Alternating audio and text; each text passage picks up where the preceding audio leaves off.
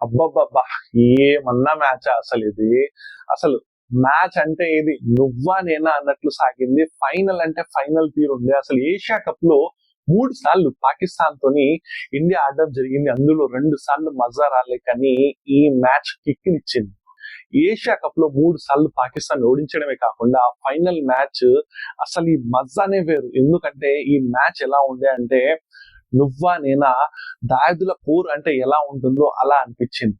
ఒకానొక దశలో 21కి 3 వికెట్లు పడి టాప్ ఆర్డర్ బ్యాట్స్మెన్స్ ఎవరైతే అభిషేక్ శర్మ ఈ సిరీస్ మొత్తం ఫుల్ ఫామ్ లో ఉన్నాడు. అభిషేక్ శర్మ కానివ్వండి, శుభ్మన్ గిల్ కానివ్వండి, సూర్యకుమార్ యాదవ్ కానివ్వండి, ఒకరి వెంట ఒకరు అవుట్ అవ్వడము కేవలం 5 ఓవర్లలో 21 రన్స్ చేసి 3 వికెట్లు కోల్పోవడంతో ఒకానొక దశలో ఇండియా ఓడిపోతుందా అన్నట్లు అనిపించింది. ప్రతి ఓవర్ టెన్షన్ ఫ్యాన్స్ లో టెన్షన్.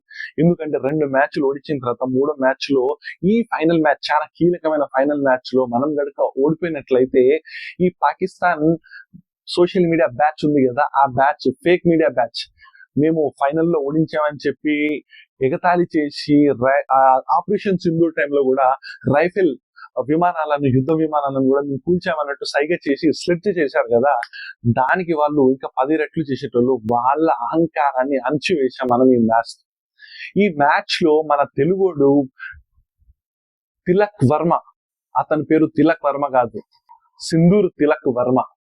ఈ నామం నేను పెడుతున్నా ఎందుకంటే తిలక్ వర్మ ఏమన్నా ఆడాడు. అసలు పేషెన్స్ తో ఓపికతో ప్రతి ఓవర్ స్ట్రైక్ రొటేట్ చేస్తూ కీలకమైన సంజు శాంసన్ తోని బ్యాటింగ్ పార్ట్నర్షిప్ చేసి సంజు శాంసన్ కూడా చాలా బాగా ఆడాడు. వికెట్లను కాపాడుకుంటూ దాదాపు 30 రన్స్ సంజు శాంసన్ కూడా చేయడం గమనార్థం. బాల్ టు బాల్ రన్స్ తీసుకుంటూ ఎక్కడ ప్రెషర్ ని ఓవర్ చేయకుండా దాన్ని మెయింటైన్ చేస్తూ ఛాన్స్ దొరికినట్లా 4, 6 కొడుతూ ఆ తర్వాత సంజు శాంసన్ అవుట్ అయిన తర్వాత శివం దుబే రావడం జరిగింది. శివం దుబే అయితే అసలు ఎక్స్ట్రాడినరీ వచ్చుడే 6-4, 4-6 తోని ఒక ఓవర్ లో 2 6లు కొట్టి ఒక్కసారిగా మ్యాచ్ ని తిప్పేయడం జరిగింది. 21 ఫర్ 3 వికెట్స్ నుంచి ఈ మ్యాచ్ 150 ఫర్ 5 వికెట్స్ వరకు తీసుకొచ్చడంలో ముఖ్యమైన కారకుడు ఎవరు అంటే తిలక్ వర్మ. తిలక్ వర్మ గురించి ఎంత చెప్పినా తక్కువే. ఇంత మంచి టాలెంట్ ని Indian cricket team, Indian cricket association ప్రోత్సహించాలి. ఇతన్ని ఒక వైస్ కెప్టెన్ లా తీసుకోవాలి. దాంతో పాటు వన్డే సిరీస్ లకు కూడా తిలక్ వర్మని ఎంపిక చేయాలి. ఎందుకంటే మన 2020 కెప్టెన్ సూర్యకుమార్ యాదవ్ వరుసగా ఫ్లాప్ అవుతున్నా కంటిన్యూస్ గా ఛాన్సెస్ వస్తున్నాయి, కెప్టెన్ గా ఉంటున్నాడు.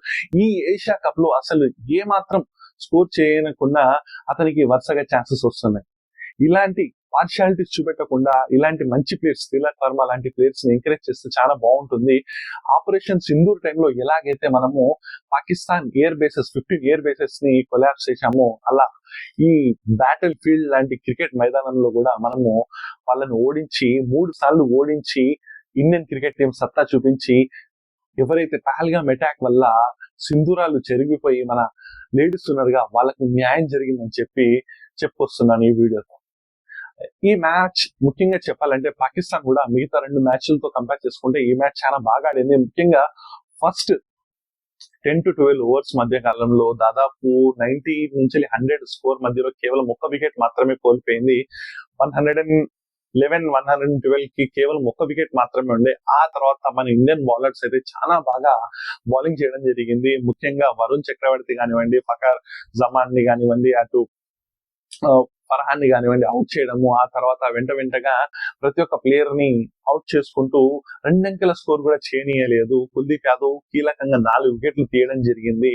అయితే ఇందులో ముఖ్యంగా ఫకర్ ను ఫర్హాన్ చాలా చక్కగా ఆడారు. వాళ్ళని తక్కువ అంచనా వేయలేము. అలాంటి టైం నుంచి ఒకనొక దశలో పాకిస్తాన్ 180 నుంచి 200 కొడుతుందా అన్న సిచ్యువేషన్ నుంచి కేవలం వాళ్ళని 146 కి కంటెంట్ చేయగలిగామంటే భారత స్పిన్నర్స్ యొక్క పనితనం చాలా ఉంది. వాళ్ళని ఉండలేకపోతున్నాం. దాంతో పాటుగా ఈ సిరీస్, ఈ ఏషియా కప్ చాలా రెచ్చగొట్టడంతో జరిగింది. ఈ ఏషియా కప్ లో హరీష్ రావు చాలా సార్లు ఇండియన్ టీమ్ ని, ఇండియన్ ఆడియన్స్ ని రెచ్చగొట్టడం జరిగింది. మన రైఫిల్ యుద్ధ విమానాలని 6 కూల్చినట్లు, ఏదో గొప్పలు చేసినట్లు ఫేక్ మీడియా ప్రచారం చేసుకోవడం జరిగింది. కానీ ఆ ఫేక్ ప్రచారము వాళ్ళు సోషల్ మీడియాలో ఎలా చేసుకుంటారో ఈ మ్యాచ్ కూడా గెలవకున్నా ఒకవేళ ఈ మ్యాచ్ లైవ్ గా జరగకపోతే ఇది కూడా వాళ్ళే గెలిచారని చెప్పుకొని గొప్పలు చెప్పుకునే వాళ్ళేమో అసలు కానీ ఏమన్నా మ్యాచ్ అసలు నిజం చెప్తున్నా మన తెలుగుడి పవర్ ఏంటో చూపించాడు. ఆ పాకిస్తాన్ వాళ్ళకు చుక్కలు చూపించాడు అన్న, ఉడుకులకు చుక్కలు చూపించాడు. వన్ మ్యాన్ స్టాండ్ ఎలాగైతే విరాట్ కోహ్లీ తన ప్రెషర్ మొత్తం ఎలా హ్యాండిల్ చేస్తూ స్ట్రైక్ రొటేట్ చేస్తూ ఛాన్స్ దొరికినప్పుడల్లా 4-6 ఎలా కొడతాడు సేమ్ అలాగే ఆడాడు. చాలా చక్కగా ఆడాడు. ఇక్కడ నుంచి తిలక్ వర్మకి ఇంకా మంచి ఛాన్సెస్ రావాలని చెప్పి కోరుకుందాం. ఈ సిరీస్ మొత్తం ఒక హీటెడ్ సిరీస్ లా జరిగింది. పేరుకి ఏషియా కప్ గానీ పాకిస్తాన్ తోని 3 మ్యాచ్ సిరీస్ జరిగింది. 3 మ్యాచ్ సిరీస్ ని 3-0 తోని వైట్ వాష్ చేశాం మనం ఇండియన్ టీం. సో ఈ వీడియో మీకు నచ్చిందని చెప్పి ఆశిస్తున్నాను. నా యొక్క ఎఫర్ట్స్ మీకు నచ్చినట్లయితే ప్లీజ్ లైక్, షేర్, సబ్స్క్రైబ్ చేయండి. ఈ మ్యాచ్ గెలవగానే నాకు చాలా ఆనందం వేసింది. అందువల్లనే ఇంత రాత్రి అవుతున్నా నేను వీడియో తీయడం జరిగింది. నా ఎఫర్ట్స్ మీకు నచ్చినట్లయితే ప్లీజ్ లైక్, షేర్, సబ్స్క్రైబ్ చేయండి. Thanks for watching guys. Bye bye. జై హింద్.